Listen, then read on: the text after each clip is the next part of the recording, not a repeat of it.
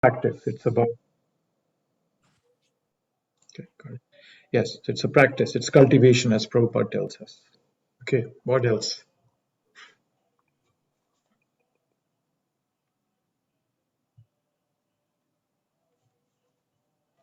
Anything from the last verse? This is from this one. What else did we do? I think we completed that second verse. Anything you remember from that verse?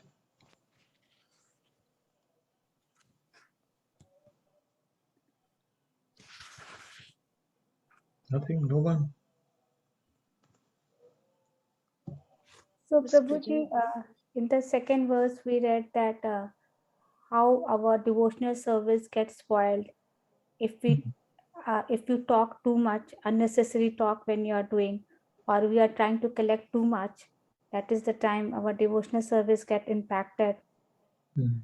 And also, what so many things. What Atyahara?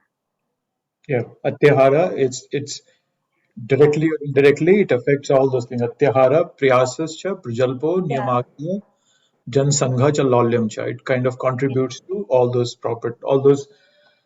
qualities that we want to avoid. They're not qualities, they're more like disqualities, disqualifications for our bhakti practices. Yeah. Okay. Cool.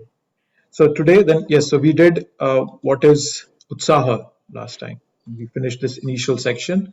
Prabhupada telling us in the purport, how do we perform bhakti? We should approach a proper person as recommended in Bhagavad Gita 434. So that's a bona fide spiritual master. And that is all by the grace of Guru and Krishna. So it's like Brahmande Brahmita Kone Bhagyavan Jeev Guru Krishna Prasade Pai Bhakti Lata Bij.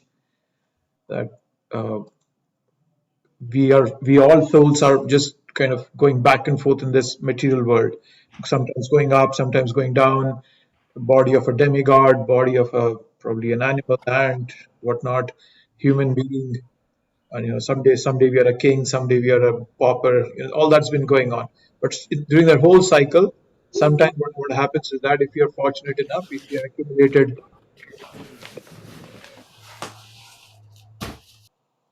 have accumulated enough bhakti, if you have accumulated enough, points, as you can say, then we get an association of a guru. Then the guru comes into the picture, and that's where our whole journey starts, and everything becomes how to say that when good fortune rises. So that's what happens. Our good fortune rises at that moment. So now moving on to, we did Utsahan. So we talked about Utsahan, right? That so it comes from that word entheos. Talked about it the last time. Entheos. So entheos means God. That's God within. So something that we get from God within, an inspiration we are getting from within. That was Utsaha. And so coming to now Nishchaya, right? So this is Nishchaya is the second quality that will help us. Now, so sometimes it might sound to us that Nishchaya means like determination, right? Nishchaya, if you just translate into English, is determination. Sometimes it might feel to us that determination and enthusiasm, they that it's more like uh, they're they're they're running parallelly. So they are uh, so Utsaha is more for the activity that we are doing, right? So we need to be enthusiastic of the activity that we are doing. And then Nishchaya is determination. So that is for that we have faith on what we are doing, right? So when we chant, right, we need to be enthusiastic to chant as attentively as possible. But at the same time, we need to know the process of purification is gradual. It doesn't happen overnight, right? Prabhupada, when he came, he was enthusiastic in sharing the message, but not everybody picked up right from day one. He was, for a year, he just met his needs by selling the Bhagavatam sets that he had bought from India. So he just kept on enthusiastically, and he had determination to continue in that. Prabhupada uses those, that endeavor with intelligence in Krishna consciousness. He used that in this purport. So we have to endeavor, and then that with intelligence and with determination. All right. So, and even before coming to coming to US, Prabhupada was working hard in India. If you read the Leelamrita, it mentions how Prabhupada was, when he was in India, in Jhansi, he started the League of Devotees, and it failed miserably. The property that he got, the building that he was given, was taken back from him. The person who had given him, his wife, supposedly wanted to use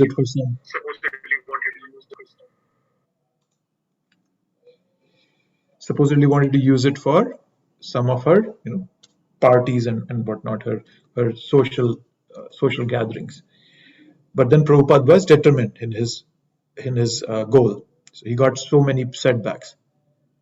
So if we don't expect the results of our service to manifest overnight, and we constantly keep doing our service with enthusiasm, then the results are surely going to come. So there has to be a perseverance in the purpose of serving Krishna. Right? That's what we are supposed to do. And then it's not that when you're determined, everything will work out for you. There's no guarantee in that. I just gave you an example of Prabhupada in India. His League of Devotees failed miserably. So we have to keep on reorienting ourselves. Because if we just try moving in the same direction, even though failures are coming, our determination will suffer. So we need to understand very practically whether this path of determination, is it actually going to fructify or not. We have to use our intelligence. Bhakti is, we have to use our intelligence to act in this world. When Prabhupada brought his disciples for the first time to India, they were called the white elephants. They were all Americans. And in America, when all his disciples in America, they would chant on the streets. So they came to India and they started doing the same thing. But what happened was, people started giving them money, thinking that they were beggars. Right? In India, generally, you see people singing in trains and on the streets. So they are considered as beggars. So people thought they were beggars, and Prabhupada immediately stopped that. So it's not just about being determined, but also understanding that you'll have to work it out according to the time, place, and circumstance. That's very important. Determination comes from our faith. So faith is the source of that determination. And it could be on a person, it could be on an institution, it could be on a process. For example, we see in Krishna Leela that when Aghasur was, all his friends entered the mouth of Aghasura, because they were determined in their faith on Krishna. Another example comes when you think of Nishchaya, comes of Pandavas. What did they not go through? Can you imagine? Anybody can share what all they went through, even though they were pure devotees of Krishna? Anything in there? Anything that stands out for their suffering? Of course, they had to sustain the exile in the forest for 14 years. Yeah. The last couple of years, if I'm not mistaken, were like they had to be in like that complete obfuscation. They couldn't really reveal who they are, where they are, and so that was the toughest one that they had to do. Yeah, that was one very important thing. Yes, last year was incognito. Yes, sorry, go ahead. Sorry, Prabhu, their house was set on fire. Yeah, their house was set on fire. Luckily, Vidur came to know of that plan, and then he Lakshagraha, Prabhuji. Lakshagraha, yes. And Agyatwas. They were attacked by demons. Draupadi was ill-treated. Yes, Draupadi was ill-treated. And then when everything they went through, and still they came back to Duryodhan and they said, fine, whatever you did, that's all okay. Just give us 5 villages and we will be happy. Krishna was the messenger. But then Duryodhan, being that arrogant self, he refused to give that also. And he thought that I can win the war. So just imagine that the Pandavas had so much going for them, but still they never lost their determination. And it's a very interesting position to be in. And actually, it comes up in Srimad Bhagavatam. Narad Muni asked them, Krishna practically stays in your house. So you have the Supreme Personality of Godhead in your house. He's related to you. He's your cousin. But then you have to go through so much, right? So what that tells us is that sometimes the devotees have to go through more than a common man. But those are not sufferings. A devotee never sees those as sufferings. He sees that as mercy of Krishna. That whatever is happening to me is for my purification, and it's bringing me closer to Krishna's lotus feet. That's what a pure devotee always thinks. And that's all what we should aspire for, that kind of determination, right? So, and then when with that determination, with that faith on Krishna, what we get is that, so as all these three things, right? We're talking about Utsaha, Nishchaya, and Dhairya. They all three are connected. They are interspersed with each other. Right? When Pandavas were in the battlefield and they start blowing their conch shells, right? So there, what happens is that it said in the one of the verses there that Hirdayani Vyadarat, right? It kind of shattered the hearts of the Kauravas because they lacked that faith in Krishna, whereas Pandavas, even though when they went through everything, their determination was not shaken in Krishna. They had full faith in Krishna. So that determination is kind of our fulcrum in bhakti. That doesn't let us, move away from bhakti. So that's that nishchaya determination coming from. Then this determination, it comes from the purpose, right? When we understand the purpose, why do we doing bhakti? When we have that understanding, when our purpose becomes strong, all our obstacles, they become more like learning experiences, as we were talking about the example of Pandavas. Right? So when we have a clear understanding of our purpose, that why we are doing it, and we have we understand what our role is there in that relationship that we are trying to develop with Krishna, our worthiness in that relationship. That I am somebody, right? That's why Krishna is having a relationship with me. So that the worthiness in our relationship helps us develop that confidence, that nishchaya. There's a beautiful story about Yamuna Mataji. Do you all know who Yamuna Mataji is? Anybody who does not know who's Yamuna Mataji? I don't know, Prabhu. Okay. Yamuna Devi Dasi was one of Prabhupada's earliest disciples. Actually, the first marriage ceremony Prabhupada did in ISKCON way back in 1966, he was marrying Mukunda Maharaj with Janaki Devi Dasi. There was so Janaki's sister was, I think her name was Jean, I think so. Yeah. So she came over and she was, and Prabhupada immediately, as she came in, Prabhupada immediately engaged her in cooking feast for the marriage ceremony. And later on, he initiated her as Yamuna Devi Dasi. But the Yamuna Devi Dasi is a fantastic cook. She was a fantastic cook. She left her body many years ago. So you can just look her up, Yamuna Devi Dasi cookbook. She's famous all over the world for her cooking. But she's even more famous in ISKCON for her determination towards Prabhupada.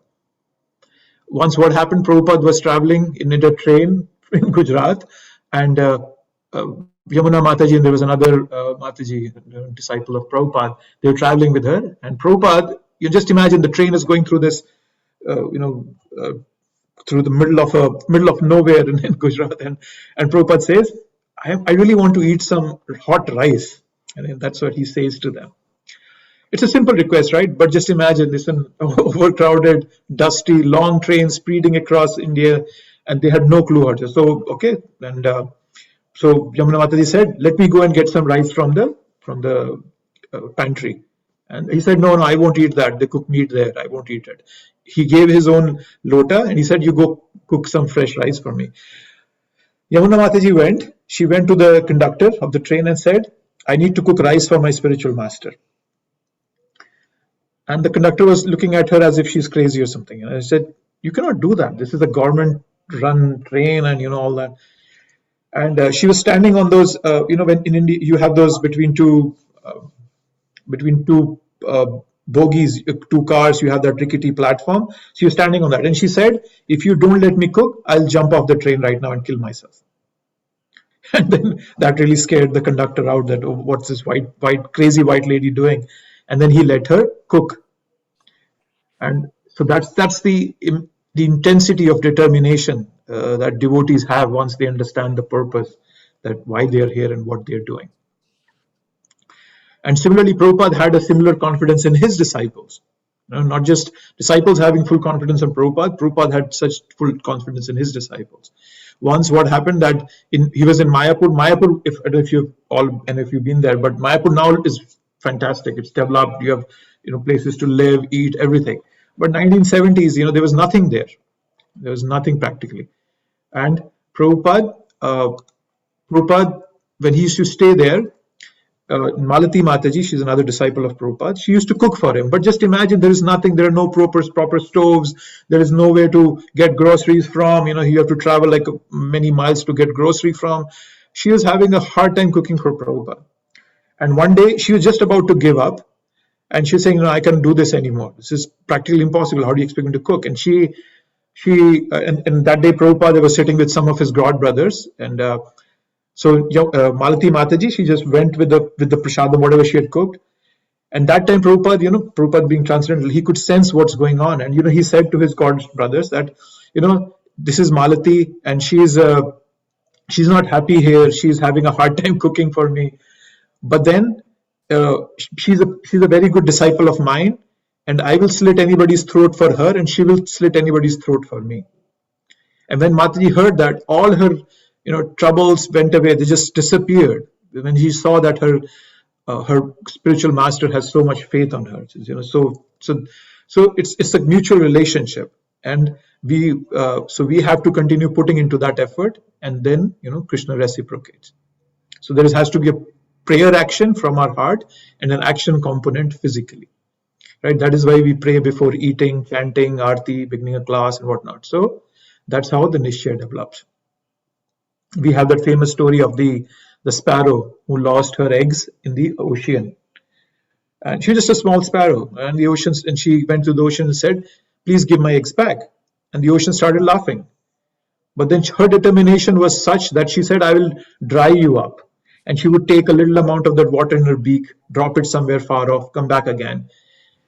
But just with that little determination, she refused to give up.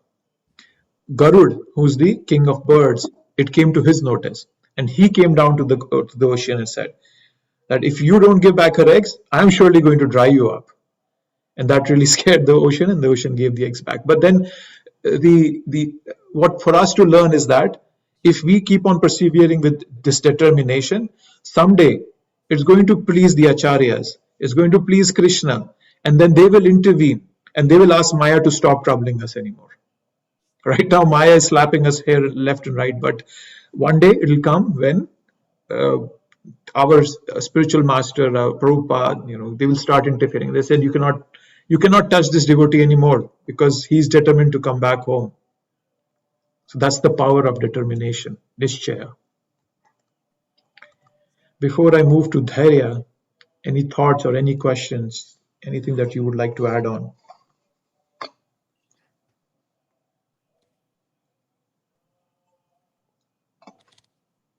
So, Prabhuji, you mentioned about determination is very clear, but about the enthusiasm you mentioned, right? Last week. So how exactly means, obviously you should have enthusiasm in the bhakti, right? And you feel performing the 9 devotional services that has been put forward by Prahlad Maharaj. But how do we continue having that enthusiasm day in and day out? How do we feel that it's not a mundane task that we are doing, like every morning getting up, doing 16 japa, listening to a video, and means 1 day, 2 day, 10 day, 20 day, 30 day, the enthusiasm is there. But come 60 day, that enthusiasm goes down a bit. So how do we, I know we understood that part, but how? So enthusiasm, sorry, go ahead. Yeah, no, Prabhuji, I'm done, yeah. Yeah, so enthusiasm is not just, so enthusiasm, generally when we think of the word enthusiasm, the picture that comes to my mind is a man who's happy. Yes. He's like charged up, high on passion, focused. But that's not enthusiasm. That's the wrong picture that we have in our mind. Enthusiasm is when you are ready to do the same thing again and again, day after day, despite all these setbacks that you have. That means enthusiasm. Enthusiasm means that you keep finding newer and newer ways to engage yourself in Krishna's service, right? So first of all, to answer your question, the first thing that you need in emotion, not necessarily first thing, but one component of is that you have to make an emotional connection with everything you're doing. Otherwise, it's hard for you to remain enthusiastic, right? If enthusiasm only shows up when you have a connection and you have a commitment, right? So enthusiasm is expressed through sustained commitment. Right? If you're going from one location to another, I drive to Baltimore every Sunday for the temple. It's a 45-minute drive, but I need to have that enthusiasm. Means I do it every week because I know what's in store for me at the end. That's why I'll be enthusiastic, right? So if I'm not clear on my purpose, if I'm not clear on my goal, enthusiasm will be hard, right? And then there are things that we have to avoid also to keep our enthusiasm going, right? Inactivity, laziness, procrastination. There are many things that we can easily weed out of our lives if we to bring that enthusiasm in our lives. So that's something that you want to do. Try to do some menial services, not services that we don't like to do. Try those. So all these things, they combine and they bring in that enthusiasm, that sustained commitment. That you want to just keep on doing it. We keep on doing it. It's not about energy, it's more about commitment, that you keep doing it again and again. Right? So those are some thoughts that are on top of my mind. I can share more, but then it's a process. It's not that it just happens overnight. When you keep doing the same thing again and again, you are showing Krishna that I am enthusiastic. I want to do this. And then Krishna from within our heart also helps us. And even if nobody is watching, Krishna is watching. So I have to get into that habit, right? And then it we have does not become a mundane task. Sorry? And it does not become a mundane task, like a mechanical task, getting up, doing japa. Yeah. You have to find an emotional connection in there. That we are not here for our own pleasure, but for the pleasure of our master, for Srila Prabhupada, right? That's something that we have to kind of ingrain in our mind, that that's the purpose here. So if I keep on thinking, it's for my pleasure and I'm not getting pleasure, so then I lose enthusiasm. But if I understand the purpose, that it's not for my pleasure, it's for the pleasure of Krishna and Prabhupada, for my spiritual master, then I keep putting in that effort, and then I genuinely, consciously try to find a connection, an emotional connection to those things that I'm doing. And that brings that enthusiasm that we are looking for. Thank you, Prabhuji. You're welcome. Anything else before we jump on to Dhairya? Haribo? Haribo? Yes, Hare Krishna. Goranga. Bhakti Tirtha, he my spiritual master, but he was a good friend of mine. And one day he asked me, he says, why are you so enthusiastic? You tell me. And I said, well, don't try it, Maharaj. I said, you're the most enthusiastic I know on the planet. You gave up a great education. You're the greatest dancer. You're a great preacher. You're a great intellect. No, don't ask me that. He said, and he started stuttering. No. You tell me. Why are you so enthusiastic? And I just looked at him and I said, Trinidati Sunichena. And then he looked at me and he goes, oh, we will grow old enthusing one another. And so you can explain that, Trinidati, to them. But that was just my answer. I had no idea, but that was my heartfelt energy that kept me enthusiastic. Yeah. It's not like you're doing all these things, but there's some fortress or a foundation of strength that's a lot deeper than what appears external, Yeah, it's for sure. It's something deeper. Yeah. It's another piece of nature. We have to be submissive. We have to be surrendered. Yeah. There are many things, even from a practical aspect. Enthusiasm that you have to, as I was saying, you have to find newer and newer ways to enthuse yourself. This is our responsibility. And for example, you can make a list of things that make you enthusiastic. Keep a list of those things. Okay, these things give me enthusiasm. These services make my mind more focused in bhakti, and then you try to do those services. So it has to be practical. It has to come from our intelligence also. You have to understand what's helping us. But then yes, there's a prayer aspect also, by that submissive attitude, and we are surrendered, and we're trying to do it for Krishna and Prabhupada. So then it becomes more sustained. Thank you, Sankirtan Prabhu, for adding that. So coming to dhairya. Okay, dhairya. So dhairya word, it comes from dhira, which means sober. It comes in Bhagavad Gita also. Dhira is somebody who's sober, who can control his or her urges. Right. So there's a relationship with dhairya, with utsaha and nishchaya also, as I was talking about, right? So let's say, as I was giving the example, that I travel every Sunday to the temple, which is a 45-50 minute drive from me. So I have a confidence. So I have that confidence that this is the right path for me. Okay, and then I also have the enthusiasm to drive that approximately an hour, and then I have to have that patience also. I have to have that dhairya, that it's not going to happen in a few seconds, in a few minutes. It's going to take me up at least 45 to 50 minutes. So with that, so it needs all things. It needs utsaha, it needs nishchaya, and it needs dhairya. It needs all of them, right? And all these come from my purpose, as I was saying earlier. So my purpose is, I want to go to the temple to see the deities, Prabhupada, interact with devotees. So that purpose makes my utsaha, nishchaya, and dhairya sustained. As we talked about, Prabhupada says in the purport, bhakti is a cultivation. And these three things are required for our cultivation. A farmer has to wait after sowing seeds. It doesn't happen overnight. I don't know if you all know, but then the bamboo tree, it said that the bamboo tree, it doesn't show up at all for the first 5 years. You just keep watering it. You don't see anything above the ground. But then in the 6th year, it just shoots up like 100 feet high in the air. So the gardener who was gardening that tree, he kept on giving water to it for 5 or 6 years. So he had that dhairya. And then one day the result came out. It doesn't mean that nothing was happening. Under the ground, the tree was establishing a strong root system for itself. And that's what we are doing. So even though we're not seeing results, but by that sustained commitment, one day the results are for sure going to show. So that's the essence coming from it. And then all that, Prabhupada also quotes in that purport is, Shraddha Shabde Vishwas Kare Sudhrida Nishchay. So he's saying that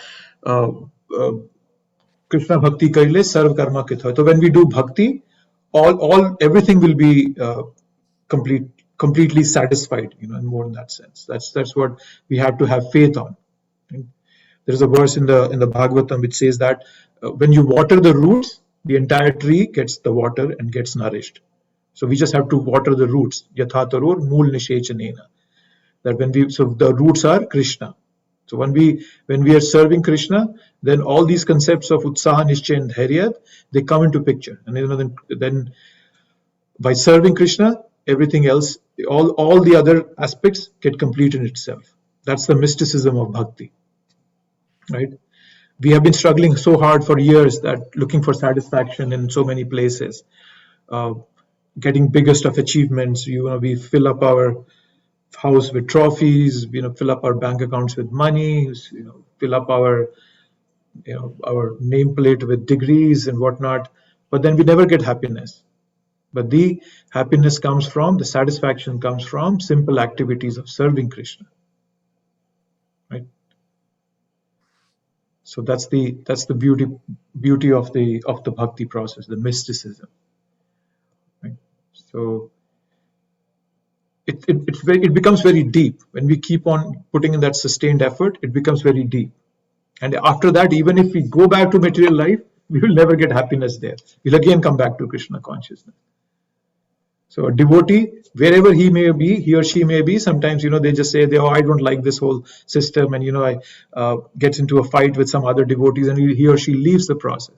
But then he's always haunted by the ghost of the process.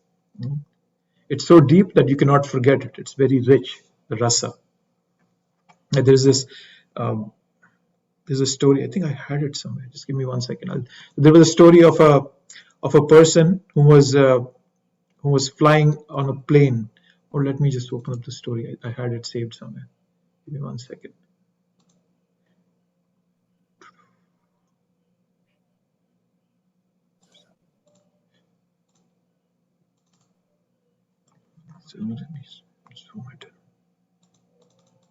So this was something I found on Facebook, and this is a true story.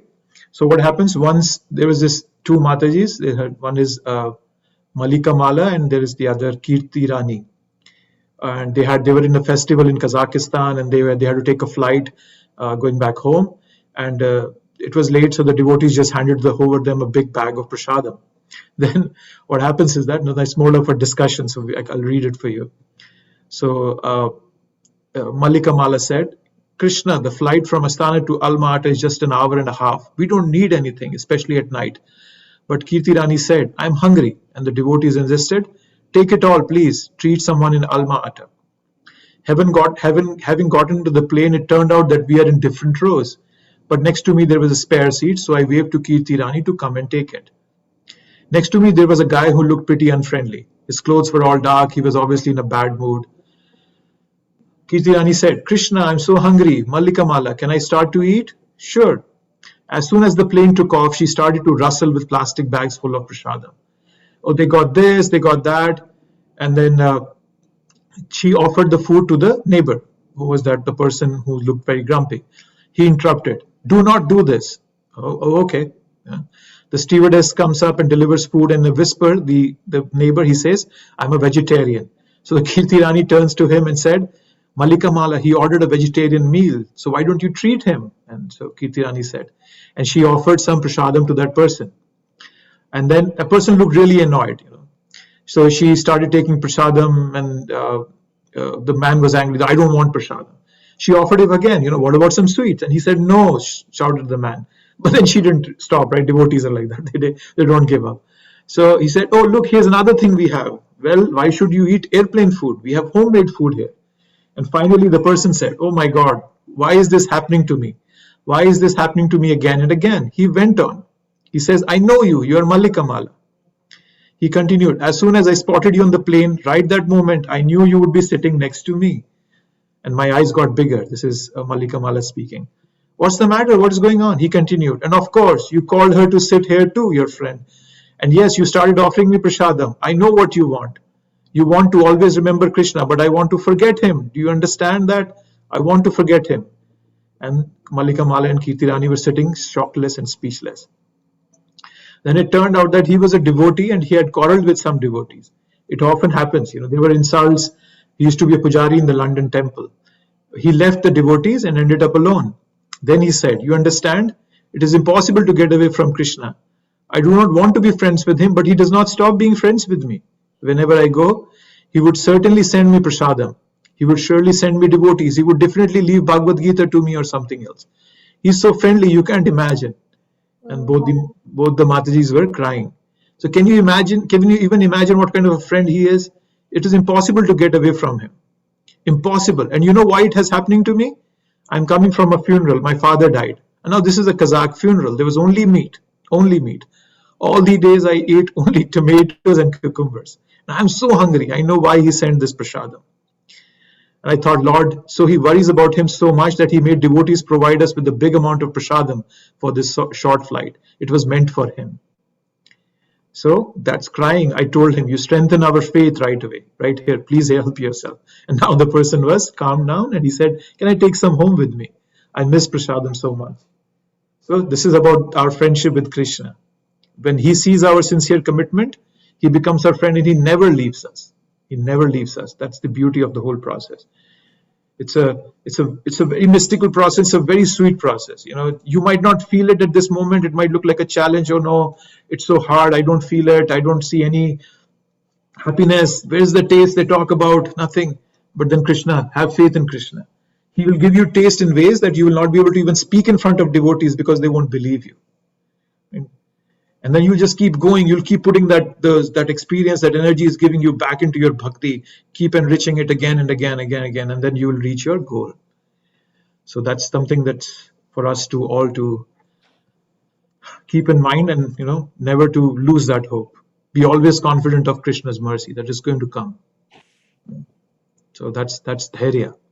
All we have to have dhairya. So that's the essence of dhairya. Anything before we move on to tat tat karma pravartanat?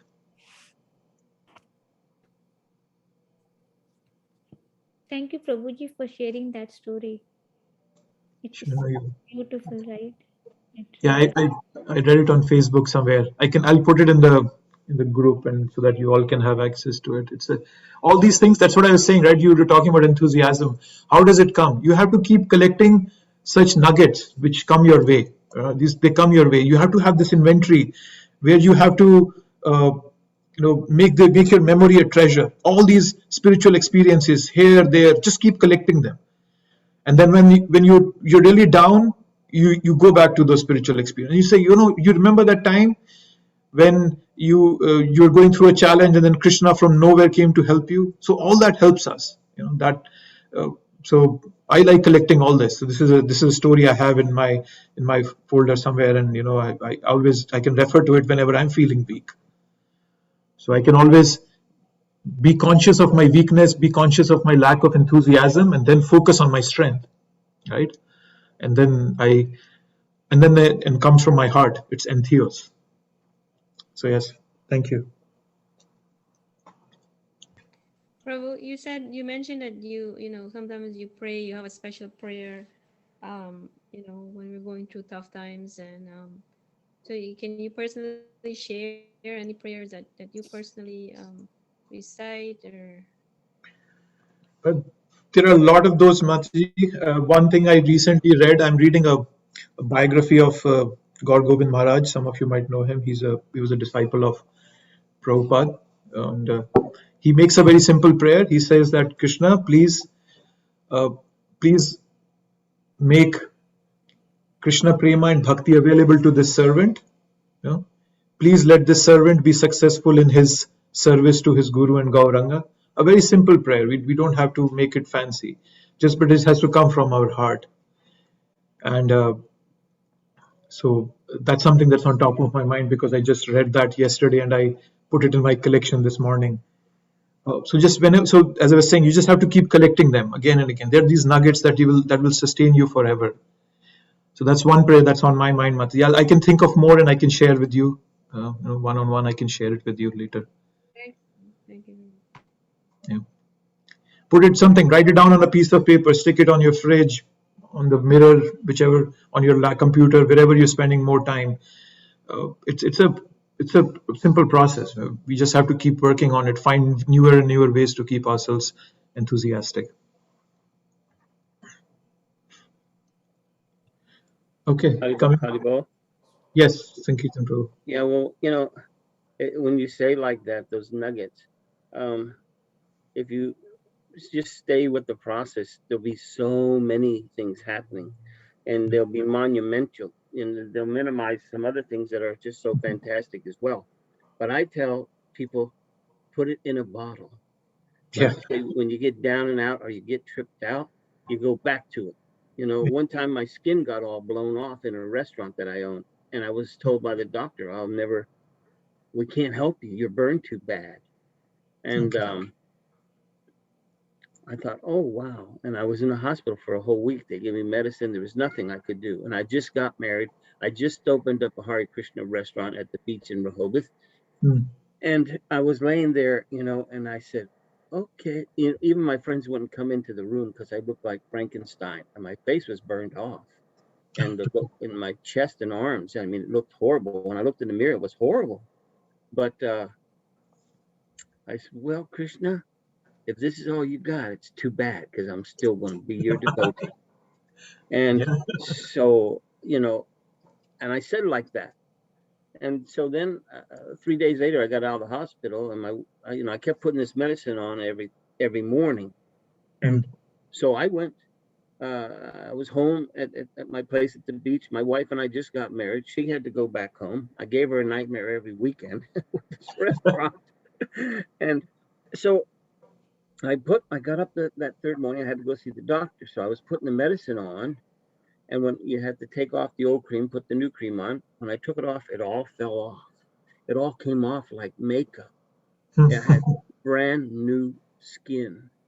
Nothing. Was no sign of it. And I called my wife. I said, it's gone. It's gone. She goes, no, don't. You picked it. You picked it. I said, I didn't touch it. I just wiped it and it's gone. I have all new skin. There's nothing there. And she says, oh, don't go out in the sun. I have to go to the doctor. Wear a hat. Watch out. And I went to the doctor and he almost had a heart attack. He was an Indian guy, but he just wasn't, he just said, he ran me around his whole office saying, look at, this is what a positive energy could do. He had no idea, know. And, when my mom died, there was another fantastic thing that happened. All these different things. I lost one job because I made a guy $1 million and he didn't give me my share. So I just quit instead of making sure I had another job before I quit. So, I'm at home and I'm deep in anxiety. And I said, oh my God, well, how am I going to take care of my wife? How am I, everything. And then I looked at myself. I said, oh my God, why don't I love the holy name? Like I'm trying to love, I have these feelings. Why can't I have these deep emotions for the holy name? As soon as I said that, I felt so wonderful.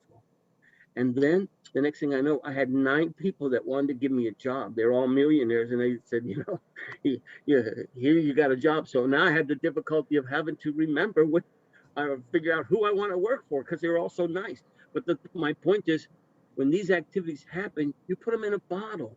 Don't ever think, what Prabhupada has given us is so deep, and each one of us will be, so amazed as we progress.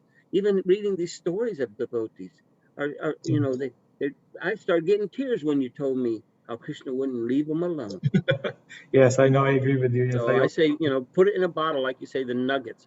I just, we have to put it. You better start putting it in a bottle, dear devotees, because this is a wonderful experience of the living entity. Yeah. Thank you for sharing that, bro. Thank you. I know we're talking about a lot of stories here. One thing that I was just reminded of when you told me your skin got burned. I know this Mataji. I was in Atlanta and she was cooking one day, and the pressure cooker just burst open, and her face, her arms, they were completely burned. She had 3rd-degree burns. And I remember going to the hospital to, we couldn't get into the room as, when we were a burn patient. But I could see her through the door. It was a glass door. And her whole body was covered up, but her hand was out. And she was chanting with that because she had not completed her round. So devotee never gives up that faith. Even if it's just that, okay, my spiritual master told me I have to complete my 16 round and I'll do it at any cost. So here's this Mataji, she's burned, 3rd-degree burns, but she's still trying to finish her rounds for that day. So just imagine what will Krishna do for her if she's ready to give so much for Krishna. So that's the message we all are supposed to keep in our hearts. Krishna never gives up anybody. He's never given me up for my entire life, even if I have not looked at him. But now I really want to connect with him. Now imagine what he's going to do. Okay, so a lot of stories. Thank you, Sankirtan Prabhu. So now moving on to Tattat Karma Pravartanat. So what is Tattat Karma Pravartanat? That is acting according to religious principles. Right? So what happens is that many a times, just for the sake of popularity, and you see that nowadays it's very common, all these gurus and sadhus, all these fake pseudo gurus, just for the sake of popularity, and just to get the masses on their side, they dilute and they also contaminate the messages, and that's a recipe for disaster. Right? That is why Tattat Karma Pravartanat is very, very important for us. Prabhupada gave us 4 regulative principles, chanting. We should never give that up. So that's the important. This is one of the most important aspects of our bhakti. Neglect is surely going to push us downhill. Right? So you might see it also all sorts of people, and actually it happened right when Chaitanya Mahaprabhu left 500 years ago. then everything just went downhill. People started saying, oh, bhakti is this. They all started speculating. This is bhakti. Oh no, that is not bhakti. Oh, nothing happens if you eat meat. Okay, who cares? That's all physical. Bhakti is in your heart. All this sort of nonsense was propagated, right? There are self-appointed gurus that prop up who have no understanding of what the whole process is. It all leads to contamination, right? Prabhupada clearly told us, who is Krishna? The Supreme Personality of Godhead. But someone may say, oh no, Bhagavad Gita says worship devtas, worship demigods. That distracts and contaminates our process also, right? So someone might come and say, I am God, pseudo-gods, right? I just said that. Right? Some people say that, oh, you have to give up your intelligence for spirituality. Intelligence has no role in spirituality. It's all heart, it's all emotions, all our feelings. So if somebody said that if somebody might say that, if Krishna loves his devotees, then I can chant the name of his devotees. Why do I have to chant Krishna's name? And Prabhupada just shut it out there and said, no, don't try to speculate. Just follow the path I have given you. Just follow the tat karma pravartanat I have given you. Right? This is the foundational principle to make advancement in spiritual life. Discipline. Following the regulative principles as Prabhupada have given us. We have the ability to follow them, and this is our responsibility to discipline ourselves. A conscious control of our lifestyle. We started right in the first verse. Vacho vegam, mansakrod vegam, jibba vegam, udaropasta vegam. That's why Prabhupada said this is a book for neophytes. When we follow the path by these principles that have been given to us, then our bhakti is always on the right path. The moment we try to speculate, we try to get distracted by nonsensical thoughts and processes, our bhakti stops there. It starts to fade away. And that is why Prabhupada said you have to do this every day. Not like, okay, one day I will do 64 rounds and there will be no chanting for the next 4 days. No, Prabhupada never said that. Practice has to be regular, one thing. It has to be attentive, and it has to be goal-oriented. 3 very important aspects of our practice of tat karma pravartana: regular, attentive, and goal-oriented. And right now I might not have that attention, but whatever I can muster, whatever I can gather, I go ahead with that practice. Nobody is asking me to become an elevated soul on day one. Prabhupada never expects that. Krishna never expects that. But what Krishna looks for is that continued, sustained commitment, regular, attentive, and goal-oriented, right? And then when I do that, then I'm more of like logged in an orbit, right? That's the purpose. When we do these systematic practices, like for example, hearing, right? When I hear continuously, if you just look at Prabhupada's books, hear Prabhupada's lectures, what is he saying everywhere? You are not a soul, you're not a body, you're a soul. Krishna is the Supreme Personality of Godhead. This is your relationship with Krishna. And he's saying that every single place, every single page of his books, you'll find this concept coming up. And you might just start thinking, why are you saying this again and again, Prabhupada? Because we need this systematically, right? How do you teach your kids, right? My parents, they taught me something when I was growing up. They taught that to me every single day. This is not right. This is not right. And today, I don't live with my parents anymore. But even if I go to do that thing, my consciousness does not let me do it because it's so deep rooted. So that systematic practice by my parents put it right deep in my consciousness. What is right? What is wrong? And today I just follow it without even thinking because it's right in my consciousness. And that's what Prabhupada wants us to attain. That position where I'm no more distracted by the material world. I'm putting I'm putting less of my energy in adjusting my situation in this material world, right? Haridas Thakur. Some of you might have heard the story of Haridas Thakur.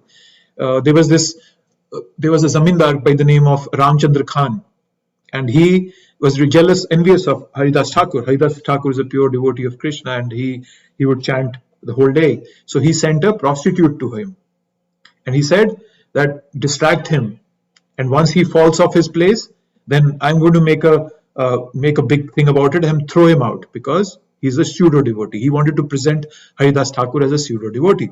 So the prostitute goes one night and she presents herself, and Haridas Thakur says, please wait. Once let me finish my rounds. When I'm done with my rounds, I will come and attend to your needs.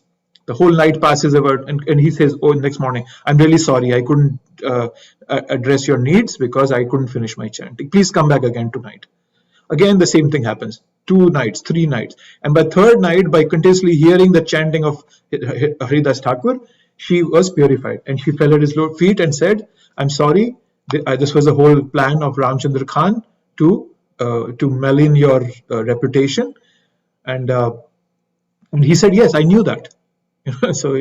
But then, because he was so fixed in his purpose, nothing could shake him. So by that intensity, we can affect people all over the world. So he could affect a prostitute by his potency and purity. And so once we develop that, we will be able to affect other people, right? So that's the essence. That's why this whole process is so powerful. This process of continued efforts, right? Then we just keep putting in that again and again, that a point comes that my mind becomes so fortified. It becomes so fortified that it no more distracts from its goals. So I mentioned 3 things, and probably not the same names, but that we have to have a purpose. How do you get logged into an orbit of bhakti? You have to have a purpose. You have to have priorities. Your priorities should be clear. And then you have to have persistence. 3 P's. And if you don't know where you're going, any road will take you there. That's a very famous saying, right? If you don't know where you're going, any road will take you there. So we need to know what our goal is and what's your purpose, and then you have to persist on that path.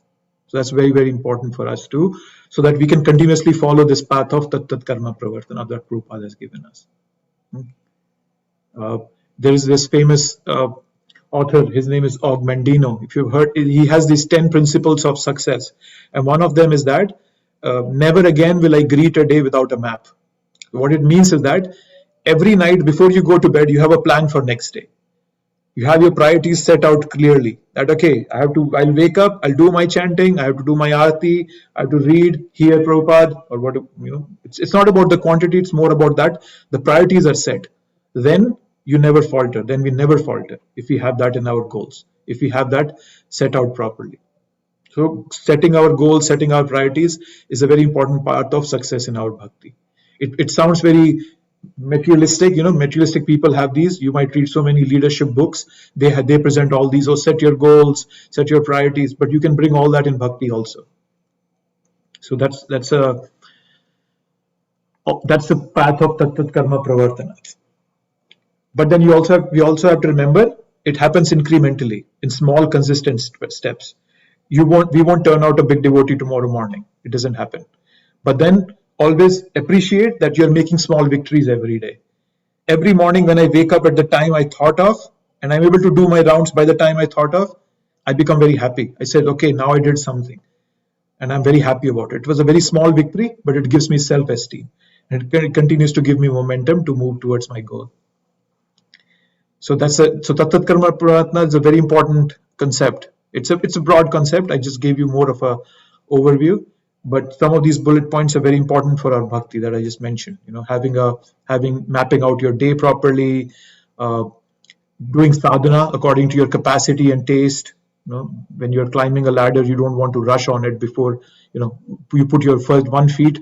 When it's firm, then you put your next feet. So, having that. So all this consistency over time, that develops faith. And then we are able to continue in our path on Tat Karma Pravartana.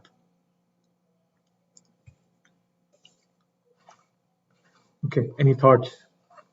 Take a pause here.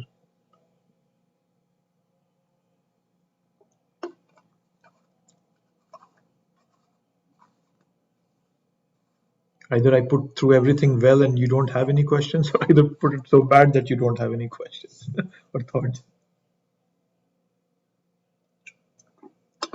Okay. So I'll give you a homework, not necessarily a homework, I would say.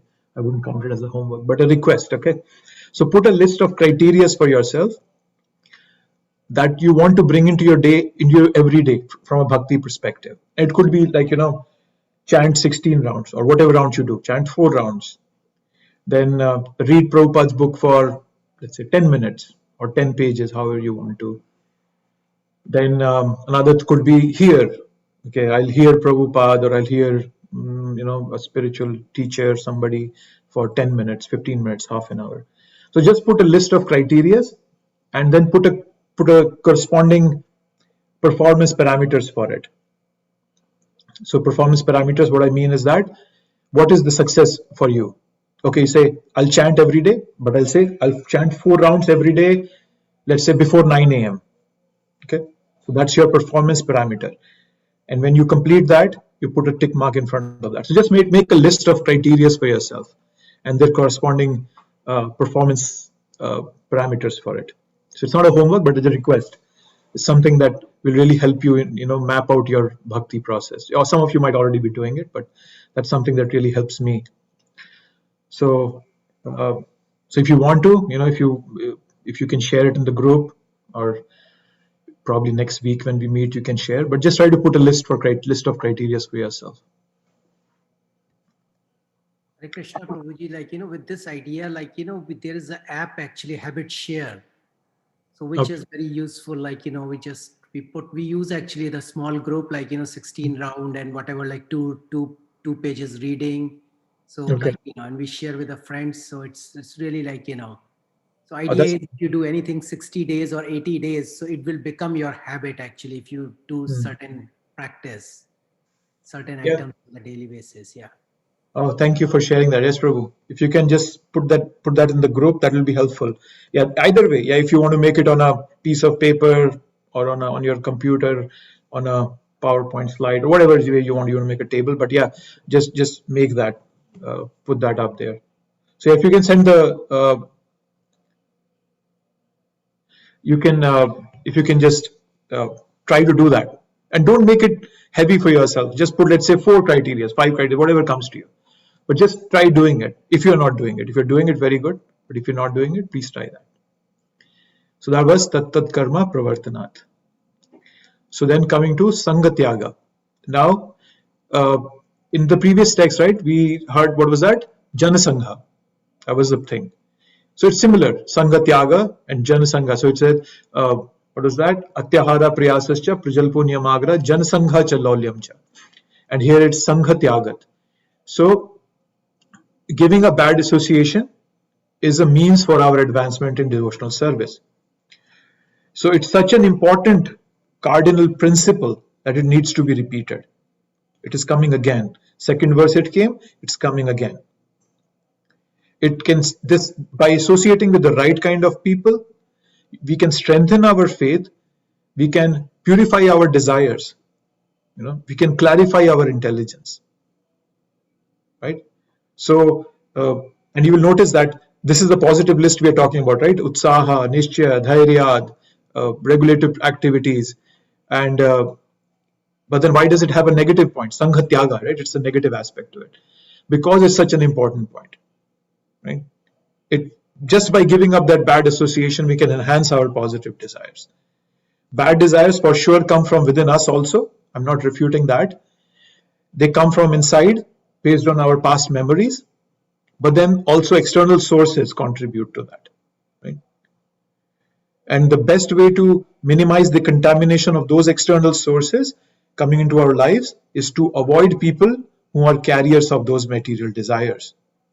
I'm not asking, we're not asking to be morally superior, right? It's not as if devotees are superior. We get into a superiority complex. It's not that. It's just a need for my spiritual growth. It's based on my desire for spiritual growth, right? You always do things that are beneficial for you, right? The job you pick, the route you take to work, everything is thought through intelligently. So similarly for bhakti, you have to give up these, not as a sense of moral superiority, but because it's a requirement for my spiritual growth, for my spiritual health, right? It's said that, right? You're the average of the 5 people you regularly associate with. So if you want to know if somebody wants to know your attitude, he can know it by the people you associate with. So that's the essence of Sangha Tyaga. And it's so important that it has to come twice. In the 13th chapter of Bhagavad Gita, Krishna says, Purusha Prakrti Stohi Bhunkte Prakrti Jan Gunan. So the living entity in this material world, he is associating with the material nature. And that is why he is meeting with good and evil in this whole process. Right? He's going up, sometimes going down, sometimes in this material world. It's all because I voluntarily chose to associate with this material nature. Purusha Prakrti Stohi Bhunkte Prakrti Jan Gunan Karanam Guna Sangasyo Sadasad Janma Yonishu. So it says sad, asad, good and bad yonis. I'm taking birth in good and bad, life forms. Sometimes I become an animal, sometimes I become a demigod, sometimes I'm born as a human, someday I'm a king, someday I'm a beggar on the street. It's all because I have voluntarily chose to associate with material nature. That's how important this Sangha is. Right? So whatever desires we have in our heart is based on our association, is directly proportional to our association. And we have talked about this earlier also, right? That our bhakti is like a seed, right? Brahmanda Brahmita Kone Bhagyavan Jeev Guru Krishna Prasade Paye Bhakti Lata Bij. Bij means a seed. Once we have that seed in our heart, then there will be so many weeds that will come up, right? There will be so many, you have to first of all water that seed properly by the good things which is called Utsaha Nishcha Dhairya, but then you also have to remove the weeds. As we associate with others, we talked about this in the last verse, right? Bhukti, Mukti, Siddhi. We can find all sorts of people in this world. People can have material desires, Bhukti, liberation from material suffering, Mukti. Siddhis, there are those 9 siddhis we talked about, Anima, Laghima, Praptir, whatnot, that you can become smaller than the smallest, you can become greater than the greatest, lighter than the lightest, whatnot. There's so many, so you can fall trap to those.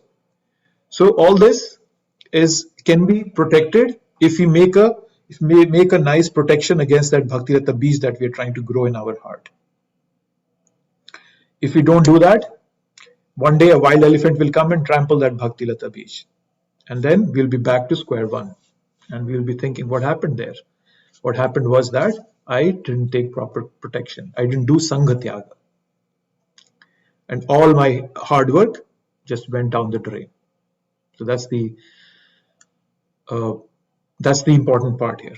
And as we've been talking in all 3 prospects, Sangha Tyaga again has to be according to time, place, and circumstance. We don't look down upon people, right? If you start looking down upon people, that's the fastest way to alienate someone, because, and we see that so many stories in ISKCON. People came into Bhakti, came into ISKCON very young in age, and they just rejected their family. Oh, you are demons, you eat meat, and then we kind of just alienated them from our lives. So that's not what it's supposed to be. But you have to understand, according to time, place, and circumstance, how to maintain that distance and still not annoy people, not push them away from ourselves. Right? So we have to be very, very careful about that also. And there's a story that I tell many people, and some of you might have heard it, but then when I just started in Bhakti many years ago, probably a decade or so ago, I went to India, and it was God Purnima that day. I was fasting the whole day, and I was very proud of myself, and as still that pride is in me there. I was at home, and it was some Purnima, so my mother was celebrating a festival too. There was some festival that day that fell on the same day, and she was cooking a big meal. She knows that what all I like to eat. She was cooking every of those things for me, but she just thought that, okay, yes, he's going to eat in the evening. Okay, he's fasting. And then when evening came, I told her, oh no, I'm not going to eat all this. I'm going to eat Ekadashi Prasadam. I have to go to the temple. I'll eat Ekadashi Prasadam. And I was so proud of it. And I did that. And when I came back from India, I came back to, I was talking to one of my mentors, and I told him that, Prabhuji, I was so strong in my will to follow the Gaur Purnima vows that, my mother cooked this. And he said, Prabhu, if I was in your place, I would have eaten your mother's food. And that one thing was more like a slap on my face, and I can still feel that slap on my face, that how fool I was, that I the mother who gave birth to me, who's taken care of me, and I'm in a position that I'm intelligent enough that I can follow bhakti, I just ignored her, her heartfelt desire to, feed her son. So we have to be careful in Sangha Tyaga. It's a very intelligent way to look at things. So bhakti is a lot about intelligence. So never give it up. Don't just say, oh, my family is demoniac, they eat meat, or oh my God, all you talk about is nonsense. You have to understand that. So keep that balance, keep that understanding in your heart somewhere. So yeah, Sangha Tyaga, a very important aspect. I have some other stories, but I'm going to skip them. It's 10. I want to finish this verse at least. Prabhu, So tell some stories more. It's very interesting. Then you relate more. yeah, it's well then okay then you all will have to contribute. I'll tell you a story. You all might have heard of it. That once there was this crocodile who befriended a monkey, and then they both became good friends. And that crocodile would, the monkey would sit on the crocodile's back, and they would go all over the place and have fun. And one day the crocodile told his wife that, I have a friend, a monkey. But that wife was, she wanted to eat that monkey, and she said, you know what, I've heard that the monkey's heart is very luscious and it's very sweet and tasty. So why don't you bring him over and then we will eat his heart. So the crocodile was, he just said okay, and he just felt trapped to what his wife was putting forth. And he said to that monkey, why don't you come home today? We have a feast for you. So the monkey sits on the back, not expecting anything. He thinks that crocodile is his friend. And he just walks through, and then, but somewhere when they're about to reach home, the crocodile tells him that, actually, I'm not taking you for a feast. You are the feast today. So and then that shocks the monkey completely. But the monkey was smart. The monkey said that, and then crocodile told him that, my wife wants to eat your heart. She says that the heart is very tasty of a monkey. And he said, and then the monkey thought through. He said, but you should have told this to me before. The monkey says to the crocodile, I leave. Don't you know that monkeys leave their hearts up in the tree, so that nobody eats it. So why don't you take me back? I'll go up on the tree, bring my heart, and then we both can go. And the crocodile simply said, oh, that's fine. Okay, let's go back. And the moment the monkey reached the shore, he jumped off and he said, oh, you fool, you think I'll let you eat me? I thought you were my friend. So now the question that I want to ask all of you, what learnings do you get from this? Think about Sangha Tyaga from that perspective. What learnings come to your mind when you think of this story? You should know who to make friends. Yeah, that's a good, yes, we should know whom to make friends with. What else do we know? You have to outwit people. Sorry, I didn't get you, Mataji. You have to outwit them. You have to outwit them. Yes, that's a very good point. Yeah. We should not just ignore them. Oh, you are a materialistic person, I won't talk to you. Figure out a way to that you could benefit them also in one way and not get affected by it. But yeah, then again, time, place, and circumstance, and our capacity. We have to take that. That's a very good point. What else do we learn from this story? Calm and collected even in times of great turmoil. For example, monkey's life was almost at stake, but he still kept calm and collected and came up with that idea. Yeah, that's a very good point, Prabhu. Yes, calm and collected, having that consciously going on in your mind that, okay, this is not my purpose. This is having those constantly in front of you, constantly that you keep updating yourself that, okay, this is my purpose every single day. That's why that consistent acts come into help. That is why you do it every day, and then it's always on top of your mind. Oh, this is my criteria. I have to finish this off. Then you don't get distracted. A very good point. Yes. What else? Mingle with the like-minded people, so just like monkey is trying to be a friendship with a crocodile, like different animal. Yeah, like-minded people. Yes. And yeah, we need to hang out with people like devotees mostly, so we can watch that. Yeah. And one very important thing that came when I heard that story was that the crocodile was innocent, but the association of his wife, that contaminated him. So sometimes devotees are innocent by nature, right? They're just trying to figure out things. But then if we fall trap to one vicious friend, we can get contaminated, and then he can pull us away. So that's something important. The wife was a big culprit there. So yeah, that's a good one. What else? There are many learnings there. Almost there.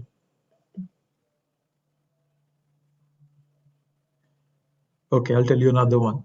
It's never too late to come back, however deep we have gone into Maya, right? So just think of that monkey as a living entity, me, and crocodile is that Maya. So however deep it may pull us, it's never too late to come back, right?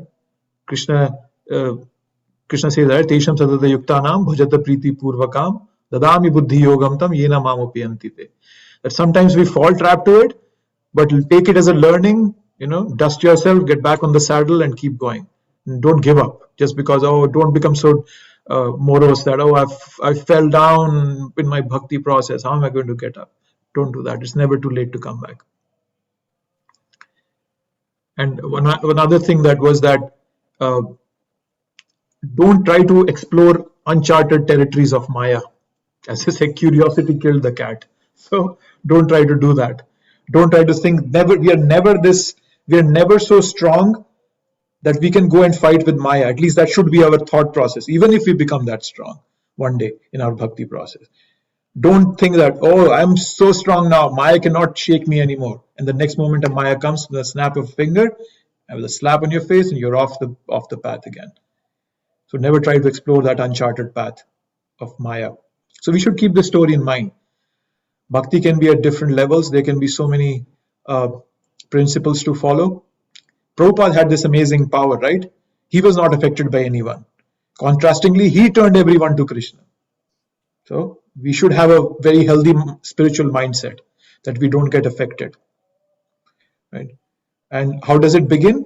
I just talked to you about those criteria. When you set those criteria for yourself, when you have your priorities set, then your mind cannot fool you. You just tell your mind, I'm going to wake up in the morning, I'm going to chant, I'm going to read, I'm going to hear, then I will listen to you what we have to do. So having a strong morning program, a good morning program, that healthy spiritual mindset, then we'll be protected. We'll be on our path. Right? So once again, the prayer aspect inside, the action aspect outside. And that's the way to move forward with. Okay. So that was the last story in this one. So let's get to Shatovritte.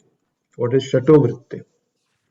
So Shatovritte means, the word Sato means devotees of the Lord. And Vritte is following their footsteps. Right? So the nature of this material world is that it's constantly changing. Right? But then very contrastingly, the spiritual principles and practices are unchanging. And we are spiritual, right? So we are spiritual beings in a material environment. Right? So we have to follow the leaders, to follow the path that has been shown to us by pure devotees, like Prabhupada. So the goal is to be always remember Krishna. There's this Mahaprabhu quotes this verse: Satatam smartavyo Vishnu, vismartavyo na jatuchit, sarva karma sarva vidhi nisheda sayad etayoreva kinkara. That always remember Krishna, never forget Krishna. All the other principles in bhakti are subordinate to these two principles. And when we are able to understand that, and how do we understand that?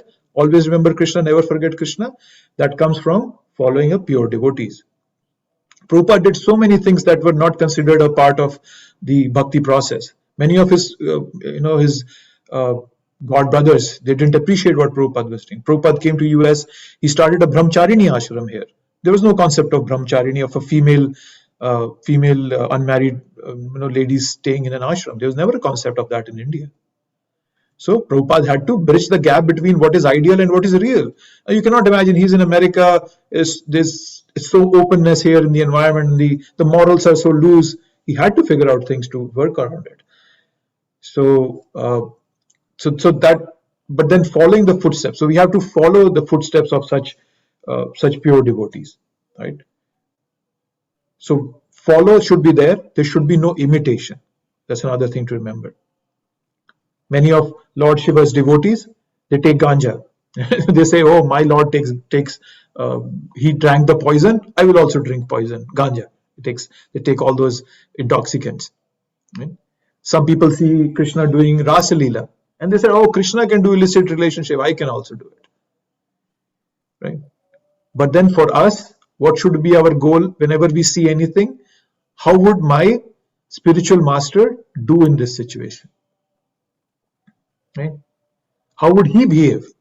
How would Prabhupada behave in this situation? That means following the devotees of the Lord. That means Shatovritti, following in their footsteps. Right? So, there was this once, one of my friends told me the story that in Mumbai, right, there was a big temple, and then a lot of kids from the temple devotees, they were playing cricket in a gully somewhere nearby, and just like kids, right, they hit a ball hard and it broke somebody's car's window or something. The glass broke, and that man was so angry. He was just full of abuses. Entered the temple and he started screaming on the first devotee he saw. And he was like wild. So the devotee whom he was talking to, for a minute, the devotee was about to lose his cool. But then he thought, what would have my spiritual master done here? So the devotee then very calmly acknowledged the problem, offered to repair that person's car, gave him some prasadam. If not for his spiritual master, he would have behaved just like that man. So Shatovritti means when we follow the devotees of the Lord, when we follow those pure devotees and understand that how they are doing it. And following means to very clearly understand in principle as well as in practice why something is being done by that person. Not just emotionally taking it, Prabhupada said this, I'm just going to follow it blindly. No, that's also not the process. I told about this, right? Prabhupada once said, somebody asked him, how many chapatis should kids eat in the Gurukul? He said, 3 is fine. And then they made it a rule. Oh, only 3 chapatis for kids. And kids are different, right? Some kids have more hunger. So you can give, but no, they made it a rule. That's not the way to follow a devotee. You have to understand the devotee, pure devotee, in principle as well as in practice. So that's the important aspect of Shatovritti. Right? So, and I've been stressing on the principle of having a criteria, a guided I would say a guided consciousness program every morning for us, okay? So that keeps our mind in control, and that also assures that we are doing Shatovritti every morning. We are following the path that Prabhupada has given us. And many things we can do is, every morning connect with Krishna, chant good rounds. That's one. You can express your gratitude. There's so many ways. There's so many prayers. Every day we do Mangal Arti, right? Sansar Davanal Nalavida Loka. What's that? That's a gratitude towards our spiritual master. Study something positive. Bhagavad Gita, Srimad Bhagavatam. Then look at your goals. Review your goals every morning. What are our main goals in life?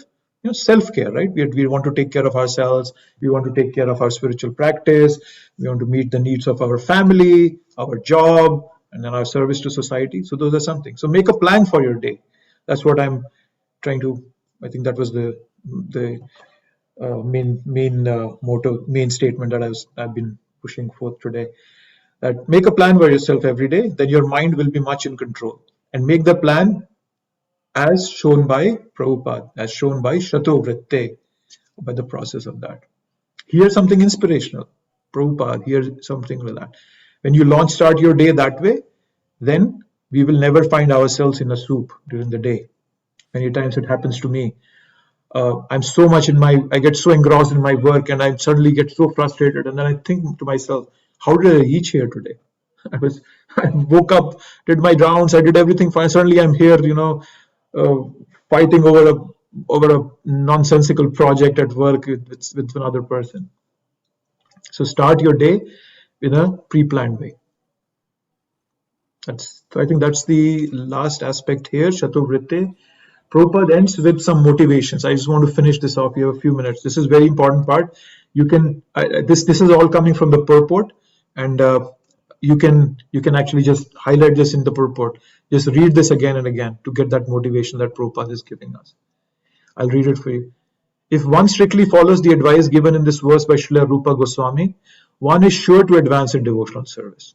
So that there's that assurance coming from Prabhupada. Complete confidence in the path will enable one to attain his desired goal, but attempting to follow other paths will only succeed in making one restless. When we get distracted and start following other paths, that makes us restless. The devotee of the Lord, however, never falls down. In Bhagavad Gita 9.331, Supreme Personality of Godhead assures Arjun, Kaunteya pratijanihi name bhakta pranashyati. O son of Kunti, declared boldly that my devotee never perishes. In this endeavor, there is no loss or diminution, and a little advancement on this path can protect one from the most dangerous type of fear. Prabhupada is quoting 2nd chapter, verse number 40. Devotional service is so pure and perfect that once having begun, one is forcibly dragged to the ultimate success. Can you just imagine that? Once you start that process, we read that story. He was just trying to run away from Krishna, but Krishna was just forcibly dragging him back. And it's for every single living entity. It's for all of us, not just that one person. Don't consider that, I'm not that lucky. Oh my God, I'm not, who am I? Why will Krishna focus on me? No, he's focusing on you.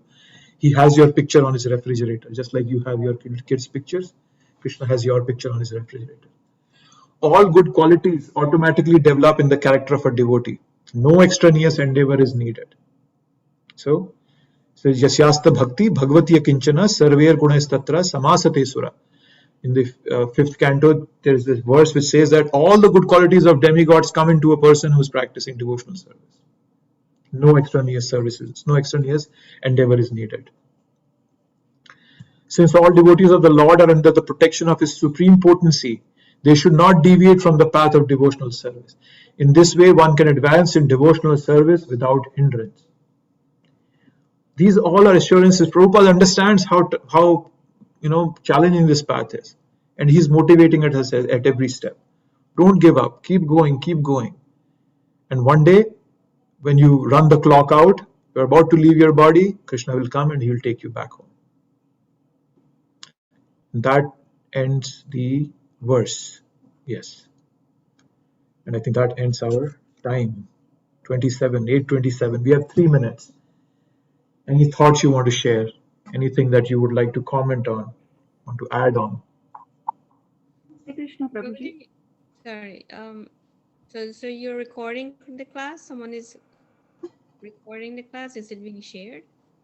It's been recorded, yes, and Himangini Mataji has been very kind. She has been recording it. She recorded it the last time also. I'm just trying to figure out where to put it. Probably. So yeah. So sorry, to answer your question, yes, it's being recorded, and I will share the links soon. Yes. There's another thought or question or something. Hare Krishna, Prabhu. Yes. So, Prabhuji, I have one question. Like in Sangha Tyaga, means is it not acceptable if you Sangha with devotees who are following other religion? Other religions mean like they follow like demigods or like Swaminarayan or like that. So it is not acceptable or it is not good to associate with them. So Sangha Tyaga, as I mentioned, Sangha Tyaga, it has to be according to time, place, and circumstance. You have to understand what kind of a relationship you have with that person. I mentioned you about my relationship with my mother, right? I was a fool to think that, yeah, even though she's not a devotee of Krishna, but she's my mother. How can I act in that stupid way with her? I have to be cautious of that. Similarly, let's say a family member of yours, he's practicing Swaminarayan. So you have to judge it according to the time, place, and circumstance. If you feel that person is kind of trying to influence his practices on you, then you have the full right to move away from it. Right.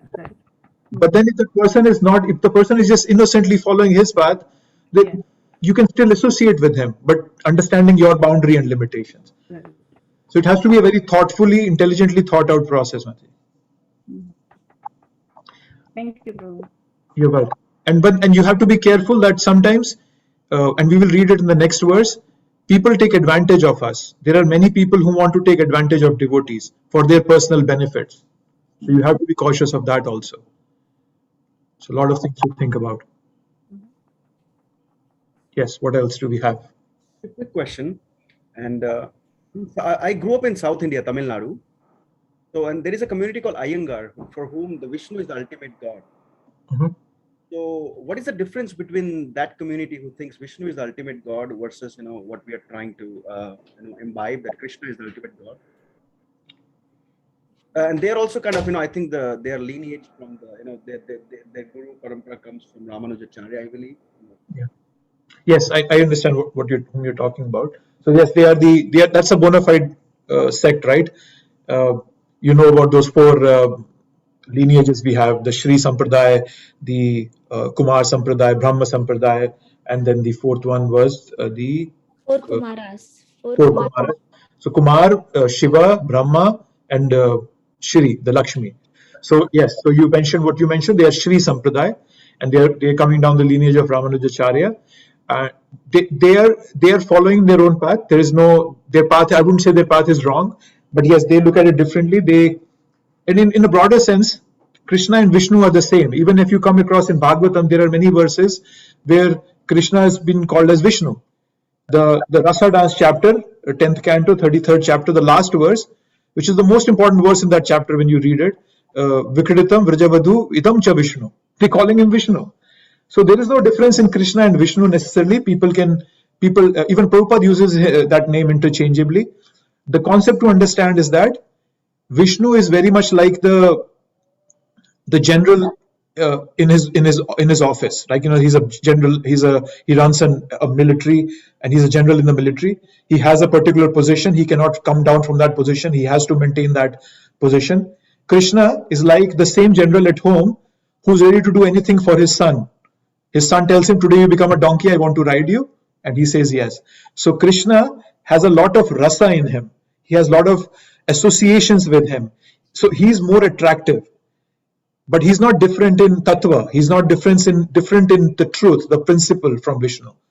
And neither is Vishnu different from Krishna. But then Krishna is more attractive because he brings on more qualities than Vishnu. The qualities are his pastimes, his flute, and his devotees. Right? There are his friends.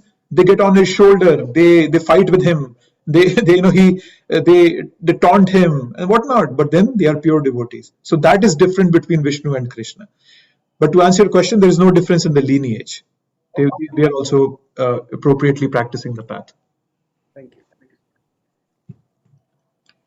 Okay, any last minutes? We have 2 minutes overtime. Anything last that comes to your heart or mind?